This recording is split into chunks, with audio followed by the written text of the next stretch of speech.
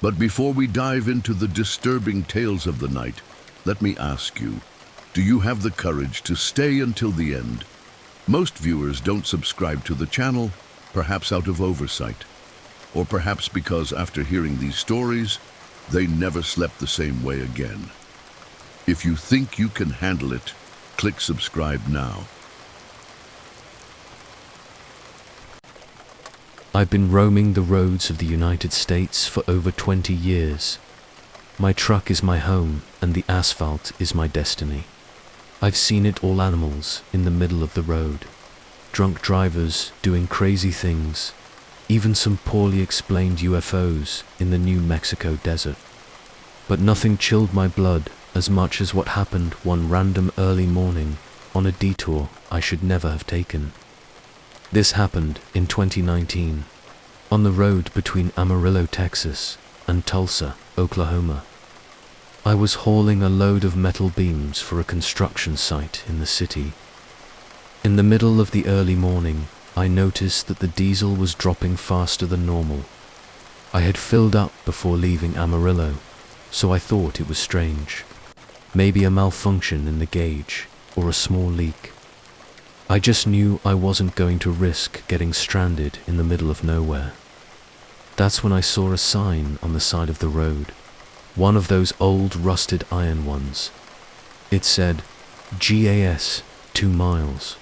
I remember thinking, strange, I've never seen that gas station before, and I've done this route dozens of times. But the gauge was on empty and there was no cell service. I saw the exit, signaled, and turned in. The little road was narrow, full of tall grass on both sides. The GPS didn't even recognize the place. When I arrived at the gas station, I had that first feeling that something wasn't right. It was a small place, with 2 old pumps, the kind with a pointer display, you know. There was a convenience store with the sign Andy's Gas and Goods written on it, the letters almost faded. But there was no one there, no cars, no sounds. I parked the truck, turned off the engine, and got out. The air was still. No crickets, no wind, nothing. Just that thick silence that seems to scream in your ear. I walked to the little store and saw a note stuck to the glass door with yellowed adhesive tape. Back soon, wait out front. I knocked on the door, called out. No response. I went around back to see if anyone was in the back when I heard it. Bravarosh. It was as if someone was dragging a chain or pulling something metallic across the floor. The sound was coming from the outside restrooms, back there. One part of me screamed to get back in the truck, but the other, that idiot part that wants to help, thought, what if someone is hurt? I went to the restrooms. The men's room door was ajar, creaking in the wind. The same wind that, I swear to God, didn't exist a second ago. I nudged the door with my foot, and it opened completely.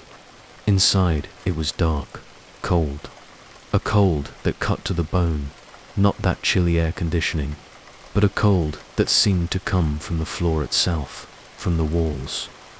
In the mirror, there were handprints, but they weren't normal. They were too small, too long. 5 fingers, yes, but thin as branches, spread with force as if someone had tried to get out through there. The smell was of mold and something sweet, cloying, like rotten fruit mixed with dried blood. I didn't go in more than 2 steps.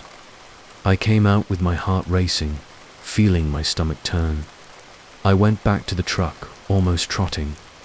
When I slammed the door and tried to start it, nothing. The key turned and the engine didn't respond. I tried again, once. Twice. Nothing. That's when I felt it. That distinct feeling that I was no longer alone. I looked in the rearview mirrors and, for a moment, I thought I saw movement in the store. I turned around and there it was, a figure standing in the entrance of the store. Tall, thin, completely covered by shadow. It was as if the light from the sign simply refused to touch it. No face, no visible eyes, but I swear I knew it was looking at me. My skin turned cold, my throat dry. I didn't move. I just stared. And then, without knowing how, I turned the key once more and the engine finally roared. I engaged the gear and took off from that place as if my life depended on it. And maybe it did. I didn't look back until I was back on the interstate. But when I looked, the figure was still there, standing, staring at me. A few hours later, I stopped at a big truck stop. There were people, light, noise. I ordered a coffee and told the story to some guys who were eating at the diner. One of them, older, put his fork down on his plate and looked at me pale. "Did you say Andy's Gas and Goods?" I nodded. He shook his head slowly. "That gas station was closed more than 10 years ago, partner. The owner disappeared. About 3 truckers disappeared too. No one goes near it since 2008. I don't know what I found on that road. But since that night, I fill up before even passing half a tank. And if I see any old signs pointing to a gas station that no one remembers, I simply don't detour anymore." I've been roaming the roads for almost 2 decades. And if there's one thing I've learned, it's that danger doesn't always come from where you expect it. Most people think the riskiest part of being a trucker is accidents, robberies, or fatigue. But after what happened to me one night a few years ago, I know there are other kinds of threats. The kind that have no face. Or, worse, the kind that have, but shouldn't. I was going from El Paso to Phoenix, carrying automotive parts. It was a simple route, one I knew by heart. Everything was normal dry weather, empty road, radio on just to keep me awake.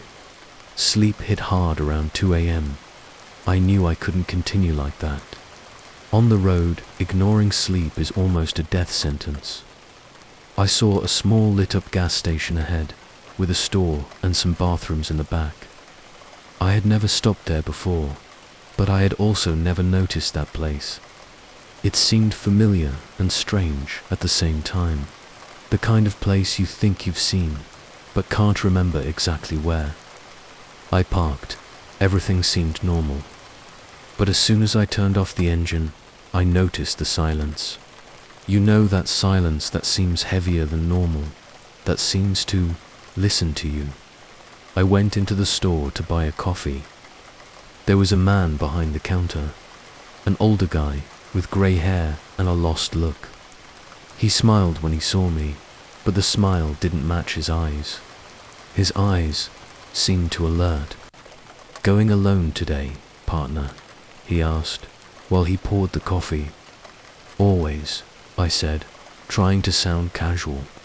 He just nodded, but kept staring at me as he handed over the change. In the back of the store, there were 2 other men sitting, motionless. They weren't talking, eating, or blinking. They were just looking at me as if they were waiting for something. I went back to the truck with a strange feeling in my chest, trying to convince myself it was just fatigue. But when I got close to the cab, the passenger door was open, and I swear on my years on the road, I closed that door. I always close it. I climbed in slowly, my hand already going for the pocket knife I keep clipped to the dashboard. I checked the inside. Nothing seemed out of place, but there was something. A smell, a strong smell of old sweat, the kind that gets ingrained in clothes for days, and I knew it wasn't mine. I adjusted the mirrors, checked everything again, and started the engine. I wanted to get out of that place, but as I accelerated, I started to notice small things. The mirrors were slightly out of position. The passenger seat was slightly reclined, and the worst, the feeling that I wasn't alone. I drove, but I couldn't stop looking in the rearview mirrors. I swore I saw something back there, like a shadow that disappeared whenever I focused. At one point, I thought I saw a reflection in the side window. Something moving, fast, small. But every time I turned my head, there was nothing there. I stopped at a bigger, more well-known truck stop, about 2 hours later. There were other truckers there, so I felt safe enough to get out and stretch my legs. When I walked into the diner, one of the guys at the table called me over. "Hey, where did you come from just now?" "From the interstate. I took a small gas station before the desert, about 50 miles back." The guy put down his fork. "Which gas station?" I described the place, the store, the 2 men in the back, the clerk. The trucker looked at me seriously. That place was closed in 2015. They had some strange disappearances. 3 drivers disappeared. One of them was found days later, walking naked in the middle of the desert, repeating the same phrase. "He got in the truck. He got in the truck." My blood ran cold. I went back to the truck and rummaged through every inch of the cab. Nothing, but to this day. When I'm alone, at night, crossing an isolated stretch, sometimes the smell comes back. That feeling, that something, got in the truck that night, and never left. My name is Raymond. I've been a trucker for 20 years, and I've always been a skeptic. Not the kind who makes fun of others, but the kind who needs to see it to believe it. Only now I've seen it. This happened in the winter of 2019, during a haul between a village in rural Nevada and Salt Lake City, Utah. Light load, trailer practically empty, just some metal supports that were going to be picked up on the return trip. It was one of those freezing nights where the snow hasn't fallen yet, but the wind already cuts you like a knife. The road was deserted. No headlights in front of me, nor behind. No cell service. Everything seemed calm, until I heard the first sound coming from inside the trailer. It sounded like something heavy shifting, like a dry thud against the inner wall. I thought it was some movement of the loose cargo, until I heard footsteps. Yes, footsteps. Slowly walking from one side to the other. Paused, almost thoughtful. I pulled over to the shoulder and went to check. I got out with the flashlight, already short of breath. The cold burned my skin, and the silence was absolute. When I opened the trailer, the first thing I noticed was the utter emptiness. Nothing there, just the metal walls, echoing every breath I took. But on the floor, there were footprints, and the most bizarre thing, they seemed fresh, as if someone had walked there minutes ago. I should have spent more time looking, but something made me close the door as quickly as I could. That kind of feeling that comes from within, like an instinct telling you, get out of here, now. I climbed back in. I started the engine and began to drive, trying to rationalize what happened, but the sounds didn't stop. Now it was as if someone was knocking from the inside, not screaming or trying to get out desperately. It was methodical, patterned, as if it were warning me that it was still there. I turned up the volume on the radio. Nothing helped, until, at one point, I looked in the side mirror and saw it. A hand marked in the dust of the trailer, perfectly defined. A hand turned outward, as if it were glued to the inside of the metal. I knew that trailer was clean. I checked it. I know what I saw. I stopped again, trembling. I grabbed the flashlight and went to the trailer, this time with my heart hammering in my chest. When I opened it, I saw something else. On the floor, besides the footprints, there were letters, as if someone had drawn in the dust. "We are here." I closed it.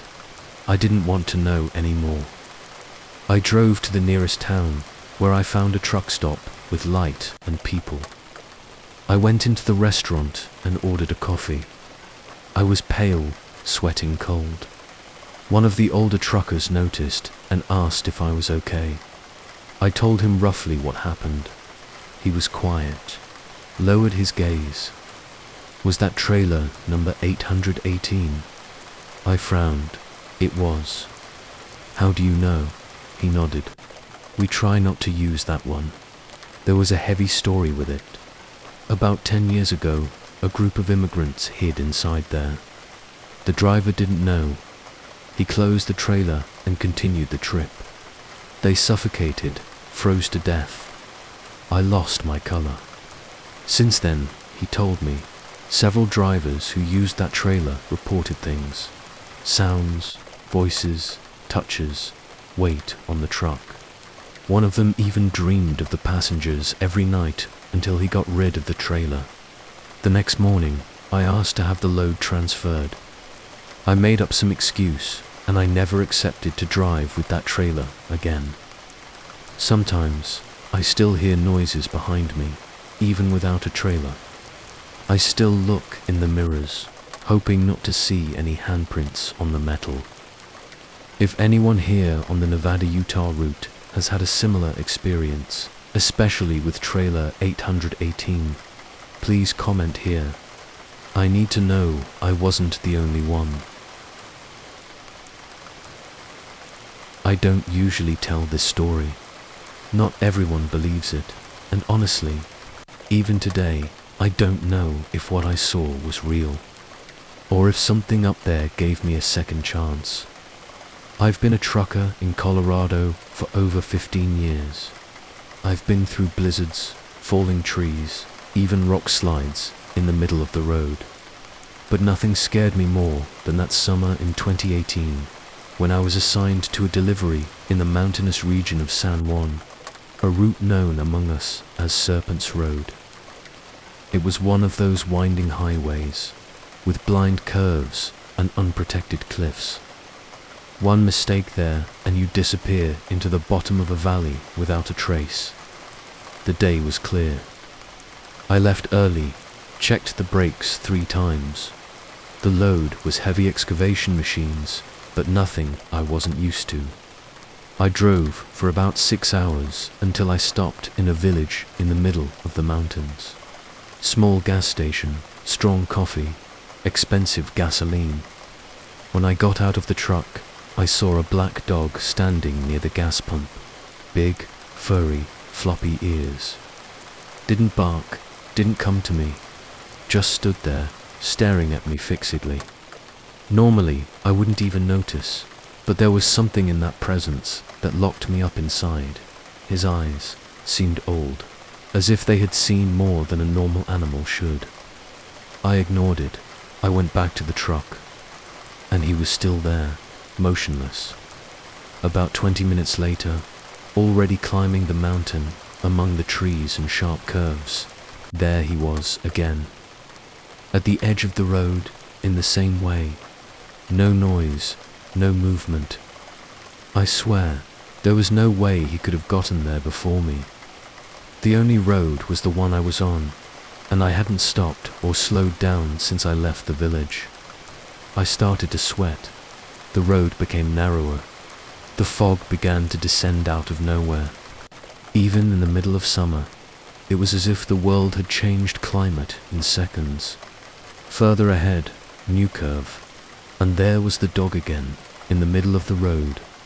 This time, standing in the center of the road, immobile, looking at me head-on. I honked, I yelled inside the cab, as if that would change anything. But he didn't move. The curve was too close. I pulled the steering wheel with everything to avoid running him over. I managed to avoid the dog, but I lost control on the curve. For a second, I thought I was going to fall. But the truck stopped. Miraculously, no wheel came off the asphalt. I took a deep breath, and when I looked in the rearview mirror, the dog had disappeared. I got out of the truck with wobbly legs. No sign of footprints.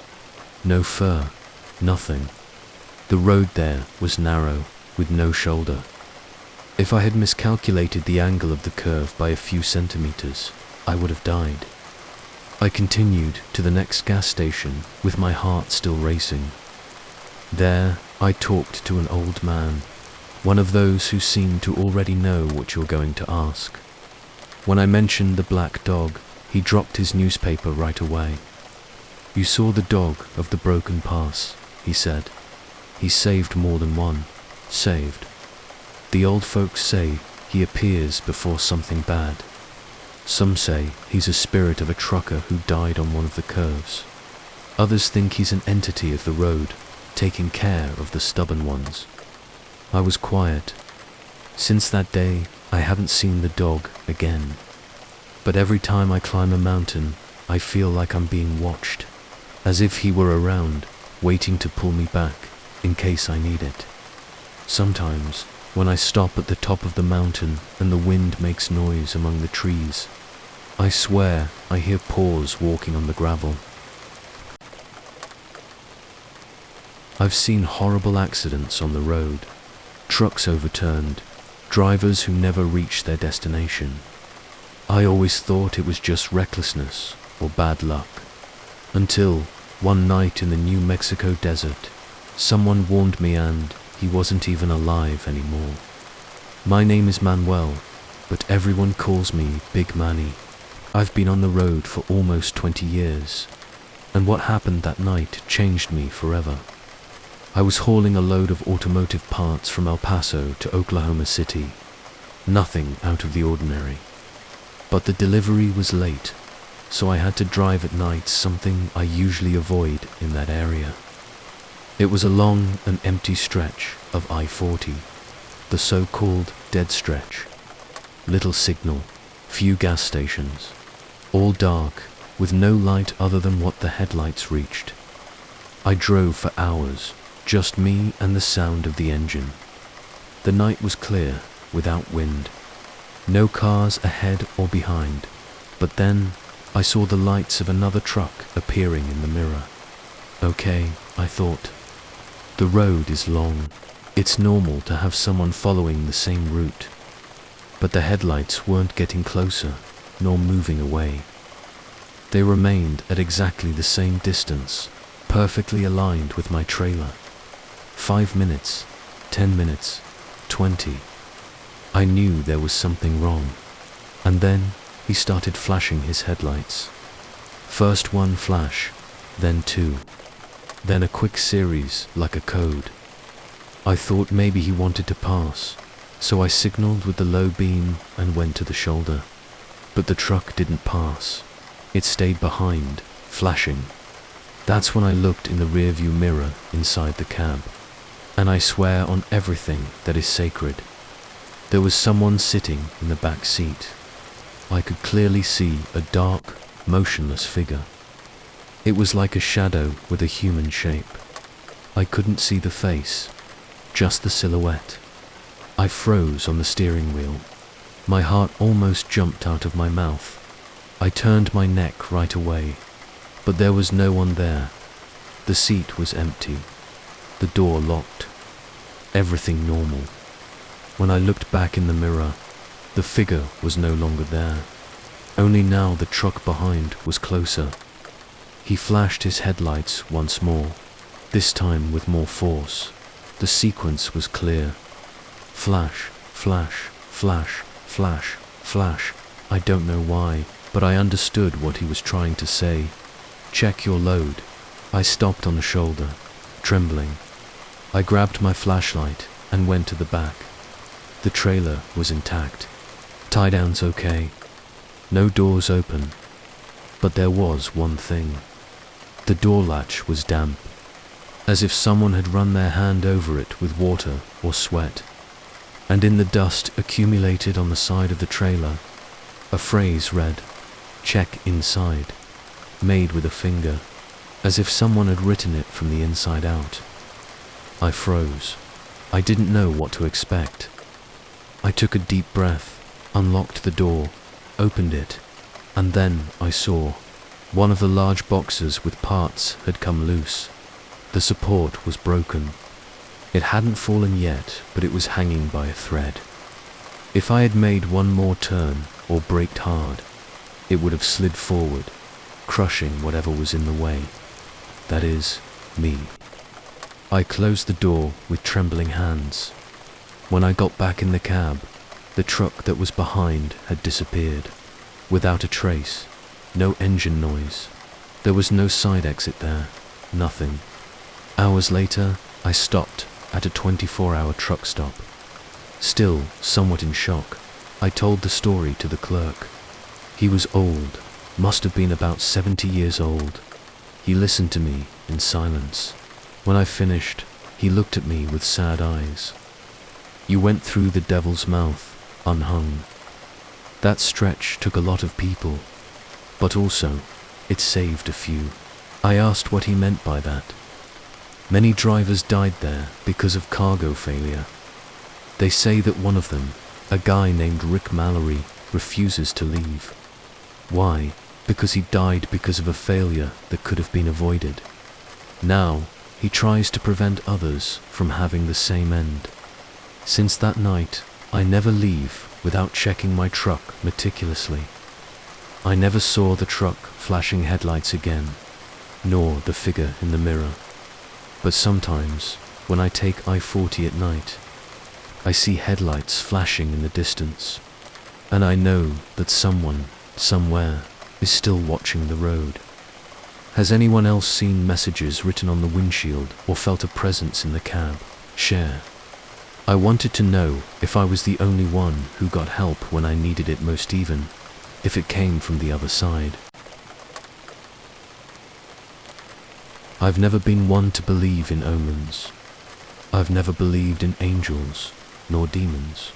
But there's something about that road in the San Juan National Forest in Colorado, something that made me rethink everything. I've been a trucker for 12 years. I've seen it all. Blizzards, animals crossing in front of me, even bandits trying to stop my truck in the Arizona desert. But what happened in the summer of 2022 was different. I was taking a heavy machine to a construction site in the mountains, very isolated. I left Durango early in the morning, and I was going along US Route 550, the famous $1 million highway, a beautiful road, but full of sharp curves, cliffs, and no shoulder. At first, everything was fine. Clear sky, light traffic, music playing. But when I arrived at a small village in the middle of the mountain, I decided to stop at an old gas station to fill up and stretch my legs. That's when I saw him for the first time. A black dog, standing near the fence of the gas station. Big, shaggy coat, dark eyes that seemed to go right through me. He didn't bark, nor did he wag his tail. He just stood there, staring at me. I didn't pay much attention. I thought it was just a stray dog, so I went in, bought a coffee, and went back to the truck. But as I left the village, there he was again, standing on the shoulder of the highway, in the middle of nowhere. It seemed impossible. There was no way he could have reached me so quickly. I accelerated. I concentrated on the road, but the weather started to change. A thick fog began to fall out of nowhere, well before expected. Visibility dropped. I reduced speed, but in the middle of that haze, I saw it, the dog, in the middle of the road, again, standing, staring at me. I honked. He didn't move. I prepared to brake, but the brakes didn't respond. It was a sharp curve. If I couldn't stop, I would plunge down the ravine. It was an instinct. I swerved the truck to the side, scraping against the stone wall of the mountain. The impact almost knocked me out, but the truck stopped, inches from the fall. Trembling, I got out of the seat, hardly believing I was alive. The dog had disappeared. No sign. Later, already at a gas station at the base of the mountain, a gentleman who seemed to know the region saw me pale and asked me what had happened. I told him about the brake failure and mentioned the dog. The old man was silent for a while, then said something that made me lose my balance. That black dog, you're not the first to see him. What do you mean? Some say he's a protective spirit of the road, appears before serious accidents. Sometimes he saves you. Since that day, every time I see a stretch of road covered by mist or fog, I stay alert. And I swear I've seen that dog one more time. Same posture, same look. And the second time, when I decided to follow my instinct and stop the truck, I found a landslide right ahead. If I hadn't stopped, some people believe in angels, others in curses. I believe that, on that road, the protector wears black fur and walks on four paws.